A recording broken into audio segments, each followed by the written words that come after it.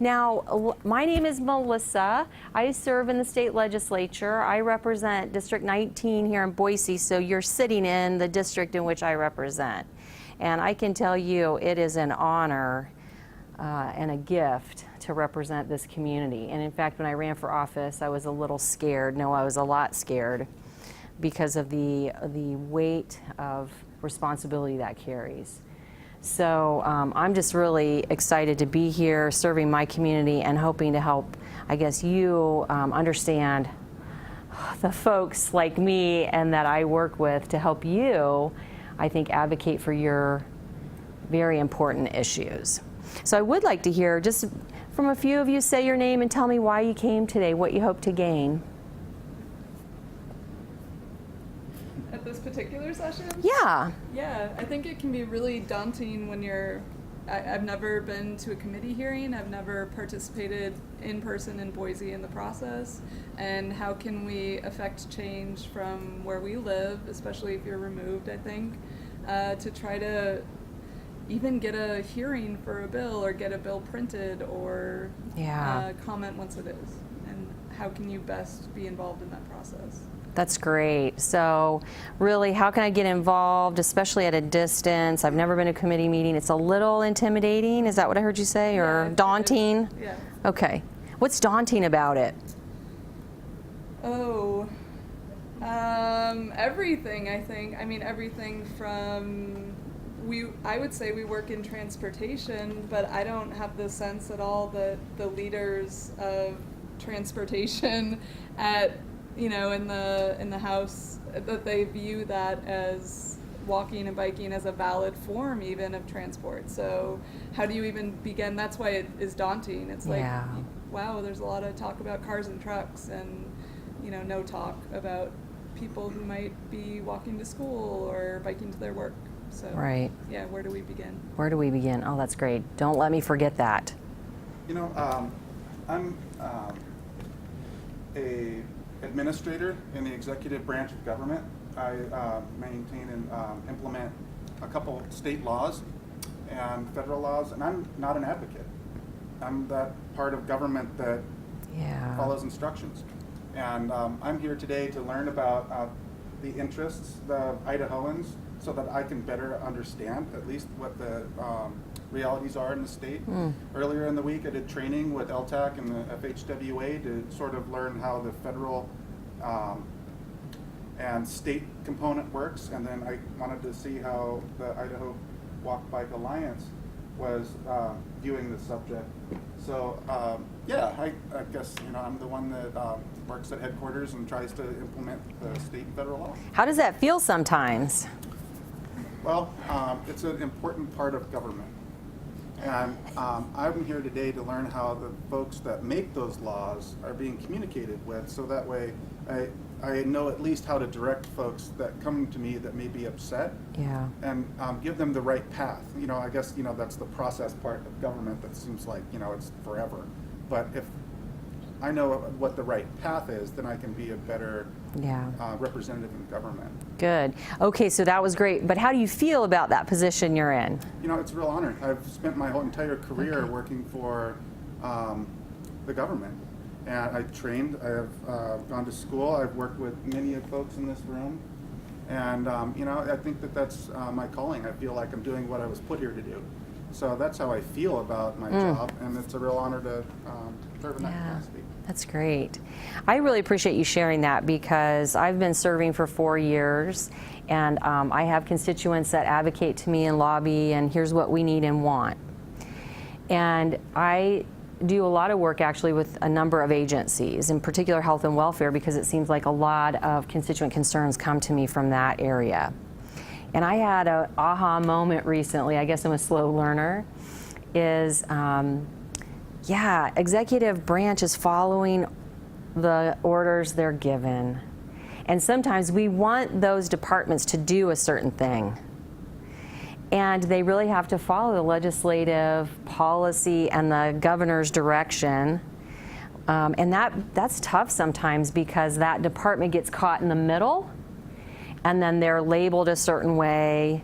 and hey, couldn't you just do this? And unfortunately, they probably can't because of the way the government is situated. So I had an aha moment in a meeting the other day with Health and Welfare, and I said, okay, you can't do X, Y, Z. I hear you now. I get it. All the stakeholders are at the table. There are people pounding on the table. But I can do some things. I'm going to call a meeting. I'm going to ask these questions. I'm going to ask you to give me this information. I'm going to give you some guidance. And then we're going to figure out if I can lobby some of my colleagues to change a law to make this thing happen. And then they said, yes, that's correct. I said, okay. So that's our job as legislators, is to work with the executive branch, understand what they're doing, because the executive branch is guided by what office? The governor. We just had a primary race, and we sometimes forget in the popularity contest that this person actually has to drive the entire government and supervise it. And the complicating matter is every 4 years, somebody has a different philosophy of how that's going to go. And the legislature luckily has enough members that the turnover is a little slower in its shifting, so it doesn't derail the executive branch, if that makes sense. I'd like to see a few seats a little faster, but that's another story. Any other why you're here today? I would just like to learn about the channels that we have to influence and to impact, and also, you know, based on what channel we choose, how do we prep ourselves with the best discussion points, the best delivery, the best, you know, because sometimes I don't know what homework I should have done ahead of time so that I'm coming with the right information that people want to hear and is meaningful. Great segue to what we're going to talk about. So, go. I think, like, I'm here because I feel like if there's a problem, there's a solution. And so, especially where we're like small town, everyone just talks about that state government, that, you know, that budget type side of it. I feel like, you know, there's a way to affect a change, and so when you can channel your energy instead of just being frustrated into like actually following the proper channels, you'll get the outcome you're seeking. But to just sit back and complain, nothing happens. So I'm really here to figure out not just how it applies to here, but for all the other areas that maybe we're like, as a small community, like we're not being heard. How can we change that so that we feel like you know, we do have a voice, but not just for us, but for all the other little communities around us who are like, we feel the same way, we feel the same way. Well, if we've got 15 communities feeling the same way, there's got to be something that can be said or done to make a difference. So understanding the channels involved and how to, you know. The whole process of it, like I'm naive, I have no idea. Well, let's talk about the process as well as then how do we embrace other folks like us to impact our spheres of influence. Because everybody has a sphere of influence, every single person. And in fact, after one of the elections, my constituents came to me, what do we do? I said, well, what's your sphere of influence? You're a doctor. What would you like to do? We all have the ability to influence the spaces that we occupy. And if you supervise a space, you have even more, right? So that's great. Let's talk about principles of advocacy. And I'm going to use this slide presentation. Representative Erpelding, he's my seatmate. We came up with a slideshow a few years ago when we worked with another organization out of state to help them understand how advocacy works in many state governments. And so we worked with another group. I just kind of adapted my slides here. So it's a longer slideshow, so there are some things I may or may not go into, and then you stop me along the way and ask a question or like, well, how's that go? Or here's really what's on my mind, you're missing it. Does that make sense? Good job. Okay. So we started to talk about I'm going to talk about legislative advocacy in particular, and so I'm going to give you just a few pointers that I think are helpful as a legislator, how things come to me and what helps me in the decision-making process and what starts to nudge me. Now, everybody's different, but I can tell you the culture is similar in the process, I think. And that I would suggest one of the things to already do is you're in the State House. Does it feel a little more comfortable that you're here now? It does actually, Yeah. When the very first time I ever walked in the State House, it's marble, it's formal, it all looks alike, it's very disorienting. I come out on a floor even today and I'm like, which direction? I have to look at the signs. Okay, that's State Street, that's the door I want. It's very formal. That may be intentional. It may be intentional. If you think about person-environment theory, when you walk into an environment and people interact, it may draw people down. If you're upset, how's this go? There may be some intentionality of that in state buildings all over the country through our history. I mean, if you think about it. They're not like little couches out and around and little waiting areas and food. No, right? So think about that. It is my responsibility as a leader to draw you in and make it approachable. And as a citizen, remember, it is your house. It is your house. But being here helps you, as in anything. So good. It's good that you're here. When you're going to meet with a legislator to talk about your issues, plan ahead. We're going to talk about a few things that'll help you get oriented, but we're going to try to give you a little bit of framework for that. We're going to help you or talk about your influence. We already started to discuss that, communication strategies, and some future resources. So first and foremost, as you walk into the State House or you're doing anything to influence somebody's decision, you want to know the climate, the political climate of your State House, right? What's the party makeup of our State House? So in the House there's 70 members. How many Republican and Democrats? Is it like 58 Republicans or I don't know? It's God, I wish. 63-7. It's there are 11 Democrats in the House currently, and the rest are Republicans. So you're close. And in the Senate, it's 6 out of 35 Democrats. So what does that tell you about the makeup and the political climate in our state of this place? What do you think? What are some things you automatically think? Like, okay, not good, bad, or ugly. We're not judging. We're just saying, oh. What do you think? Most have a conservative attitude or approach. Yeah, we hear the word conservative a lot. It means different things to different members. In our house, the continuum of conservatism, as we saw in the ads for the campaigns, is a range. And in fact, in our State House, we see what in the Republican Party? Do you see conflict sometimes? Yeah, because there are in any continuum of a political spectrum, there are folks that are probably, if you start in the center and then they move toward a certain perspective, as we kind of label that. So some people thumb wrestle to be more conservative or less. But in our state, that's kind of the message, right? Now, what does it mean to be conservative in our state in general? personal freedom. Right? Yeah. Yep. What else? Control. Local control. I would write these down. These are important values that you want to tap into when you're talking to folks. Freedom, local control. What else? Fiscal constraint. Fiscal responsibility and conservatism, or what I hear that a lot. Democrats are very fiscally responsible. I have a big savings account of my own personally because I'm afraid of the catastrophe. Right? So we're responsible too, but that's what Republicans say. There's this fiscal conservatism, and with that goes what? What do we do with taxes? Low taxes. We're always cutting taxes. Whereas other folks on a different political philosophy are thinking, gosh, how can we pool the resources for the community good? You know, I want the police officer to come to my house. I want the fire department. I want roads. I want bridges. I want schools, right? Different philosophies about it. Versus, well, individually, you should be able to do that. And if the economy's a certain way, we wouldn't need to have to pool our resources. Different philosophies. What else about conservative? I heard freedom, local control, fiscal. Personal responsibility. Personal responsibility, big. Enterprise, like businesses, like independent. Independence in business, like let the market figure this out.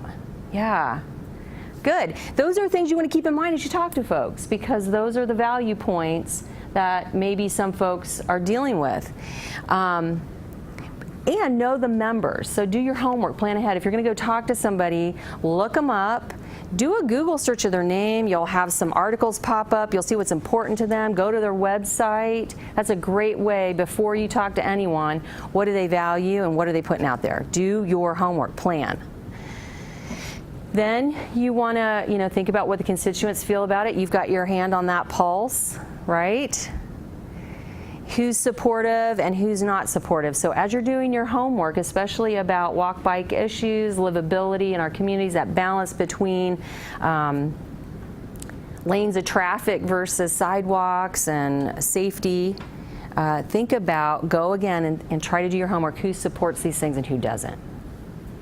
Kind of, I don't know how to phrase this exactly, but how do you weigh legislators' public opinion versus their voting record? And I'm really, I guess like the whole local control thing just sparks a fire in me because you hear that a lot.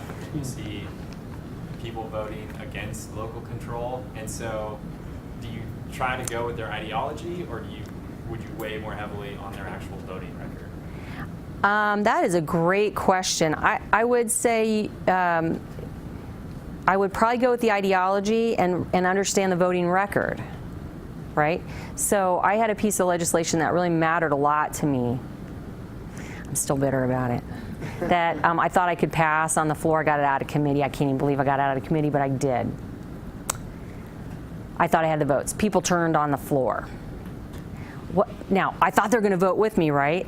The ideology, like, yep, that matters. But then this political thing came right through the House. I just needed 4 more votes. I'm not bitter, right? So in that case, I think they would have voted with me, but there's this political thing that happened. Am I going to lose my race? Are there people threatening me? See what I'm saying? So what's really, what I've learned as a state legislator is that I always thought like, oh, here's this great idea. And constituents often have great ideas. And they say, can we try to solve this? And could you run a piece of legislation? That good ideas aren't always in line with the politics. And so politics really do matter here. Now, every organization is political. I worked in higher education, very political.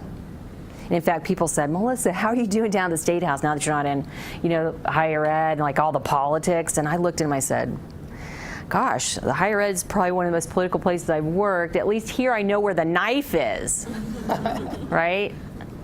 So everything is political. Even our relationships with our families, right? We're always vying and jockeying. We're trying to paint our house, and I'm trying to vie and jockey for my paint color instead of my husband's, right? So remember that. Good, bad, or ugly, that's kind of how it goes. But that's a really great question. So, again, the important note here is do your homework, ask questions, talk to Cynthia. She knows a lot. Talk to other folks that work in the legislature, who work with the legislators, and they'll give you some opinions. But great question. This is just know your legislator then. I don't need to spend a lot of time, but again, do your homework, look at their website, ask questions, look at the voting record, what's their ideology, do a Google search, find some articles. It's really important because you're a pretty big organization. So when you are, I'm guessing that sometimes your organization dispatches y'all out to go advocate. And it is so important in this legislature about these issues that rural communities do advocate. Because being from Boise, I have come to understand that people call this the great state of Ada.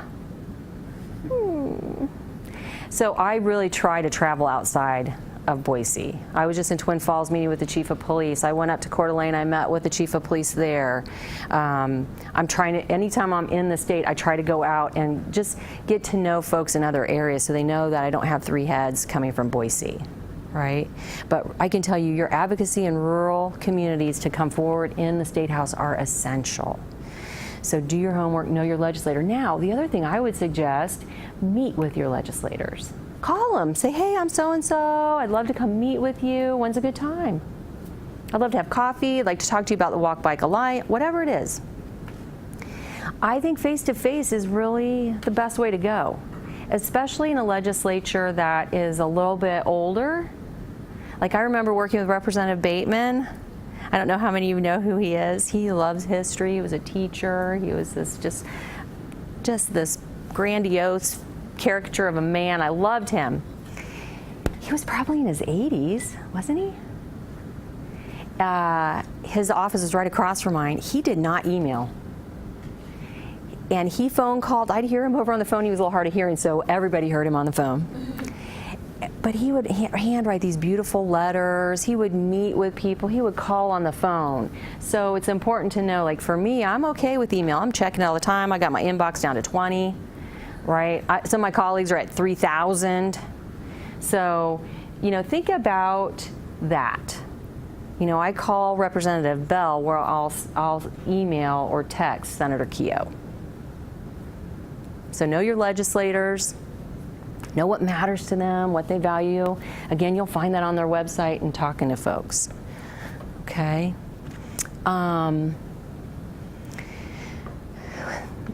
Side note, we know we're in a citizens legislature, so that means that we have to have other jobs to keep us going outside the session. It was created that way a long time ago for many reasons. I think we're kind of beyond that now. We probably should go to full-time because I'm practically working full-time anyway. And it limits demographics of who can, I guess, run for office. If you're younger and you're having a family and don't have a bunch of wealth to, leave a job for 3 months, it's hard. Side note. But the gift of a citizens legislature is that we all bring different skills and gifts to the table and different experiences, from agriculture to education to transportation to banking, you name it. So I think it's also important to know what does your legislator do for a living, or what did they do prior to retirement? Because that also can reflect on their values and their involvement. And a lot of them are on boards and so forth. So check that out so you can see what they value. Okay. Now your issue, right?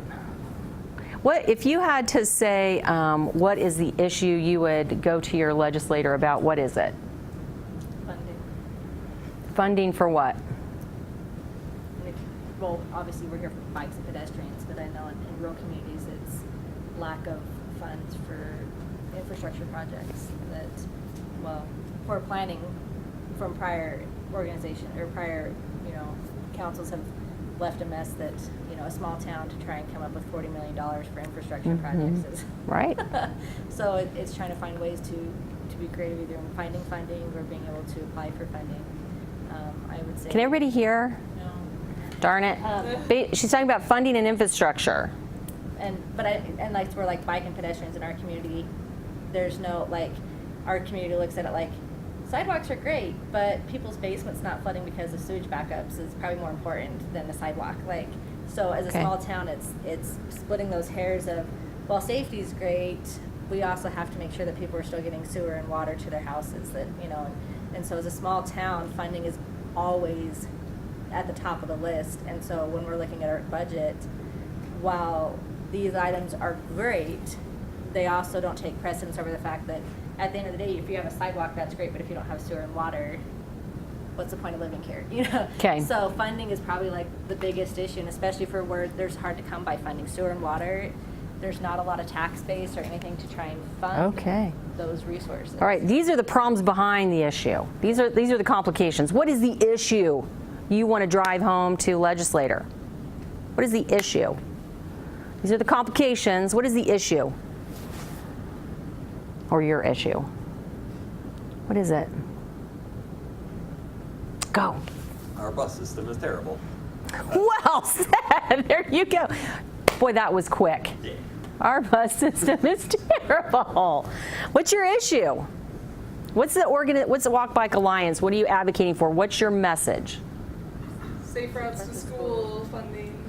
Safe routes to school? It's equality. Equality. Equality? Yeah. What do you mean? That we live in a society where cars are given a preference over bicyclists or pedestrians. Adults are given a preference over children. Mm-hmm. That really resonates with me, the Democrat.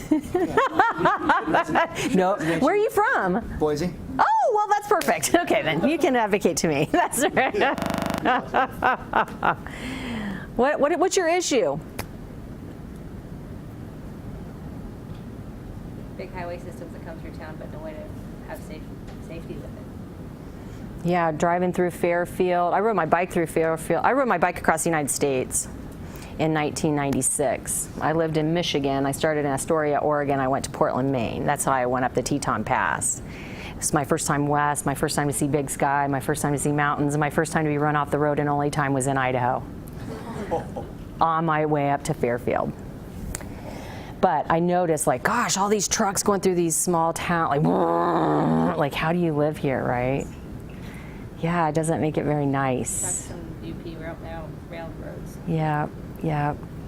So you see where I'm going, though. I'm kind of challenging you hard. You got to know what your message is, and especially from this organization, you got to put out a message. Now, it might vary a little how you deliver it in those communities, but you got to know it.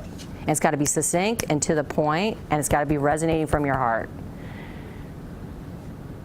What's your message? You got to get that. You got to be able to get that across to a legislator quick, in a way they can hear it.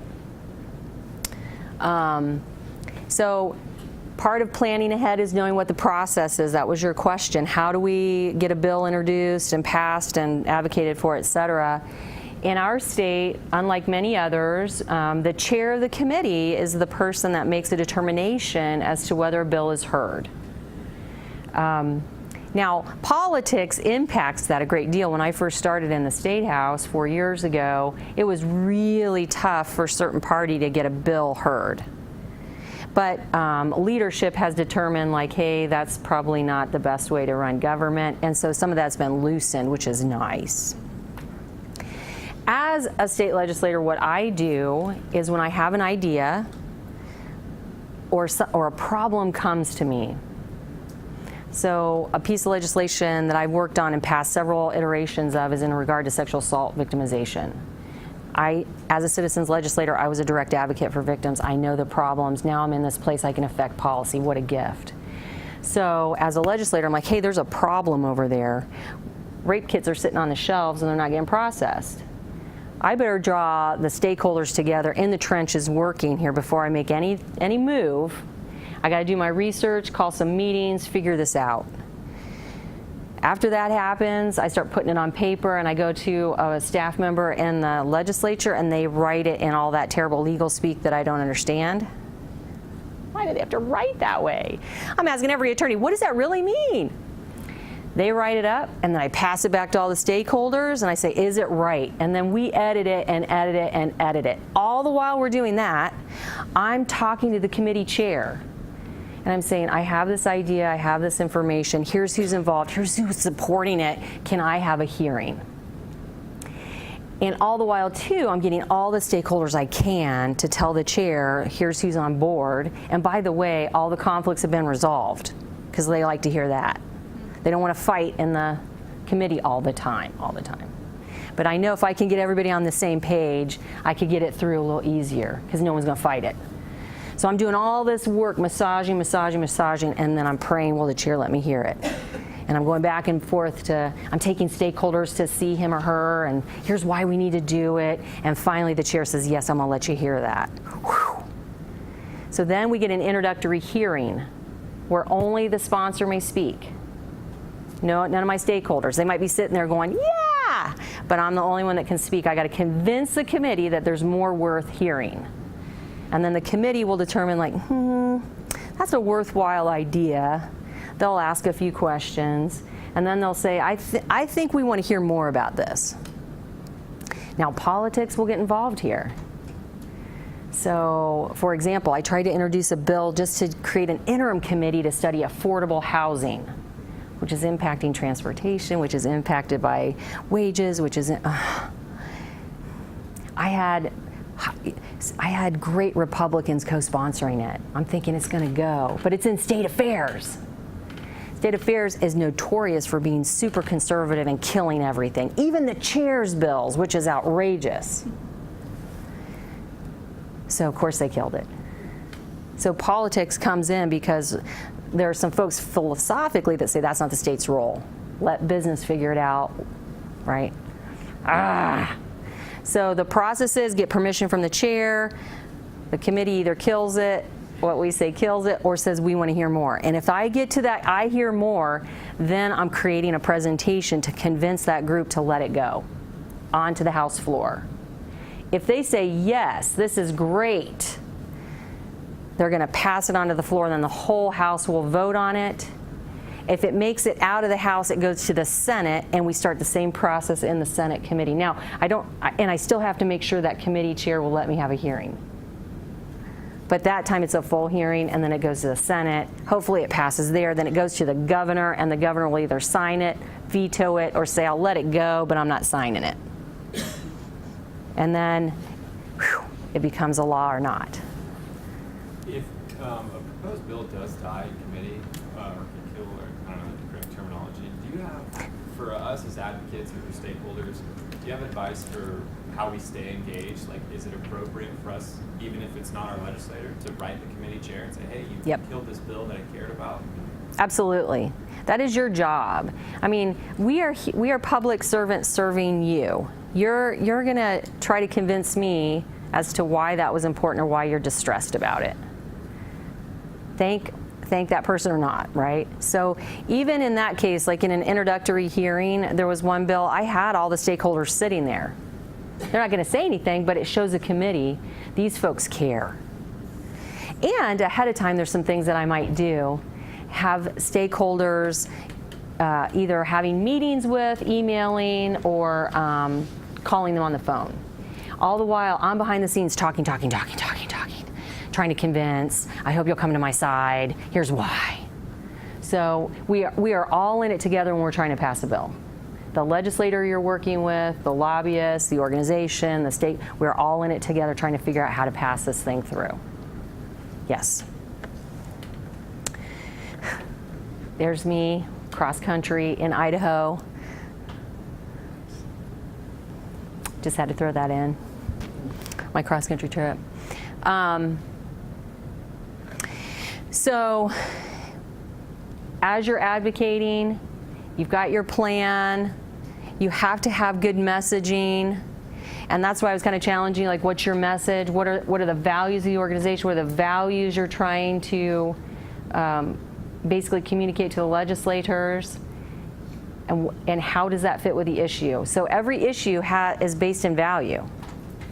We want sidewalks. Well, because what do we value? Safety, livability. I want to walk around my community, building community and getting to know my neighbors. That's the heart of our lives. Not trucks running through it, just getting where we got to go. What's the purpose of life? I mean, I'm asking that all the time now. So you have to think about what are the values, and how do you build that framework with those folks in a relationship. We talk about durable message because I'm challenging you to come up with the message. The message. Everyone has got to say it. You got to hear it over again. It's got to be consistent. And you've got to put it in your own surroundings, but we've got to hear it over and over and over and over. But the more you can, Cynthia's great at this, but the more you can solidify and strengthen that message and over, I hear Safer House of School, I know what that means. Whatever that message is, again, embed it in your value. Because I think then you want to meet the legislator. I think we can all agree that safety in our communities is, first and foremost, isn't it? Well, I guess it is. Yeah. And the thing I think about too is I've met with people that have shifted my thought based on what they said or what value they touched here. And there are some folks that are just going to champion the issue, and some that just work against you. And sometimes in the last piece of legislation I was discussing, I knew who my foes were. I tried to neutralize them. I knew I could never get them on my side, but I was trying to do everything I could to neutralize them. At some point, there was one I was just like, I'm leaving you behind because I can't spend any energy here because you're going to do everything you have to do. I have to go out here and try to neutralize these folks and then convince these folks, and then I know my champions. So the folks, like, for your issues, who are your champions in the legislature already? They'll fight for us. Do you know? Cynthia, who are the champions? You, Matt, many of the Senate Transportation Committee members, Yeah. most of the Democratic caucus, Yep. you want me to keep going? Well, you see what Cynthia's doing is that she can help you identify the legislator. I mean, that's why she's here. She knows who are our champions, who do you continue to thank and just encourage. Like Cynthia's always reaching out, hey, thanks so much, come to this event, it's fun, right? She doesn't have to come to my office and convince me. She's doing something different. She's just keeping me engaged. Oh yeah, because she knows I'm busy. Like we are so overwhelmed all the time. So she's doing those touch points to keep me engaged and involved. And the champion then will put it on her Facebook and, you know, put it in newsletters, right? So you got to think about that. Yeah, everybody knows Will Ferrell, right? So you're going to demonstrate gratitude. The supporters, you know, again, gratitude. Are they willing to become your champion? You know, what would push them right over the edge? Maybe not much if they're already a supporter. For somebody that is unsure and persuadable, you know, you want to provide the facts about the situation, how it's going to make it better for their community, what their constituents care about. Maybe a personal story helps them. I know that always, you know, gets to me when I hear of a story that, had we done something differently, right? Connect them with other stories and discuss the benefits in your district. I think it's important whether it's a legislator, a city council person, a commissioner, to do these things.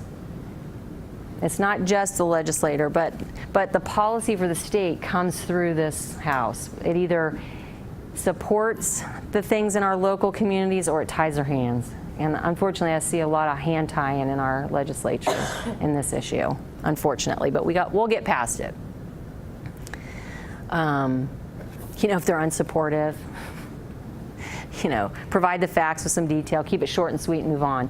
So again, if you're lobbying in here and you're meeting with a lot of folks, if you realize they're just not going to do it, then again, you got to put your resources somewhere else. Somebody earlier said this to me.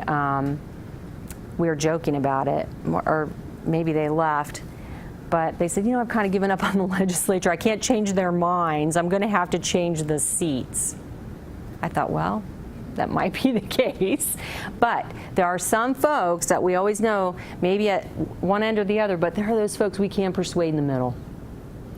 We can persuade this is the best thing for your constituents. You bring personal stories forward to them, you touch their hearts, you keep them engaged.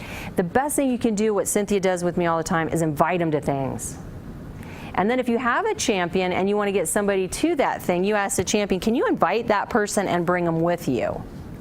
There's a particular senator that I have invited to go to a homeless shelter with me. Right? So think about who are your champions, how can they grab some other folks on the fence, bring them to something, engage their heart, right? Because I recently went to an event where I know the problem of homelessness up here, but when I talked to a woman named Cindy in a wheelchair who kept getting her meds stolen, who was just trying her hardest to survive, and we couldn't find the issue and solution, and Health and Welfare couldn't give her meds for MS because she lost her ID, right? It does something different here, and then I start making phone calls. That's what you want to do. You want to go right to the heart. Got to have the facts, but you want to connect it to the heart. Does that make sense? This is a little too small for you to see. It's a little handy guide to craft your message. I'll make sure Cynthia has it for you. You can have it, but it's a little kind of guide to help you as you know, kind of go through. It says, introduce yourself. What is my value? Why do I care? Why the legislature should care? And make the ask. That's what it says. I should put my glasses on. But it's a really just a kind of a quick guide. If you look at your hand, like, I'll make sure you have a copy of that, okay? Because I know we're running out of time. Flat tire, recognize the people that are just the flat tire and move on. Now, when your message, this is what I'll make sure Cynthia has, but when your message is challenged, what do? Here's some, I guess, thoughts I have for you. Acknowledge, redirect, return. Somebody challenge you, acknowledge a challenge, redirect them to your message, and return back to what you want to say. Okay, let's do an example. We're going to take you through it. Be polite, first acknowledge. Here's an example. We understand that there are many competing resources for state funding and transportation, right? Acknowledge the problem. Y'all, there's just not enough money in the pot. We get it, right? Acknowledge, and when you acknowledge it back, we know how it feels when somebody understands or we think they're listening to us, right? It feels good. We understand that there's a problem with XYZ. Okay, you've heard the legislator. Okay. Redirect. It's important to balance economic needs for sure and safety in our community. We all want our community to be livable, blank, blank, blank, blank, blank. Can you think of how you could redirect somebody? Think of something even better. So acknowledge the problem. How could you redirect a legislator if they're like, look, there's just not enough money. We've got to make sure these trucks get to where they are to get the grocery stores. What do you say to redirect them? See, this is kind of like the perils that I face. You know, it's all about efficiency in government, effectiveness in government, and transparency, and stewarding the people's money. I mean, those are things that I think that all elected officials would probably resonate with. Mm-hmm. But that's also the challenges that we as an agency, or any agency for that matter, have to deal with. And so, you know, there's a couple other pieces in the machine of government that I think are being innovated. And it's being innovated by an upcoming generation. Yeah. So, I mean, that's a redirect on policy and process. And I know that, you know, leave it to a bureaucrat to give you more process, you know, but, you know, it's just kind of a good thing in government that we can do as public servants. You know, it's interesting what popped in my mind when you were talking, when you said, oh, stewards of the public's money and the citizens' money. I'm thinking, which citizens are you talking about? I'm a citizen that wants you to be a steward and give me a sidewalk. Which ones are we talking about here? The ones that have always gathered the collective energy up here, because in my estimation, there are some lobbying groups that certainly have more resources to get in the ear of all of us. Make sense? Big lobbying structures can really get in the ear, whereas if you don't have a lot of money, resource, etc., it's harder to get in the ear, is my estimation. I hear what you're saying, and I love what you're saying. Go. Melissa, for the moderate, more centrist in the majority, how does those personal stories affect how they think about legislation? I think it matters a lot. I think it, and just when you think of just human beings, we connect better to stories. And I know myself, if I'm given a lot of information to read and it's all data, et cetera, we're reading so much that it's got to be a one-pager, it's got to be the major facts, and I would connect a story to it. Always, always, always. I was working with a group of social work students on policy, and they had created, basically they were learning to testify, and they created a one-pager, and I advised them a story, brief, some facts, big picture, and what's your values message.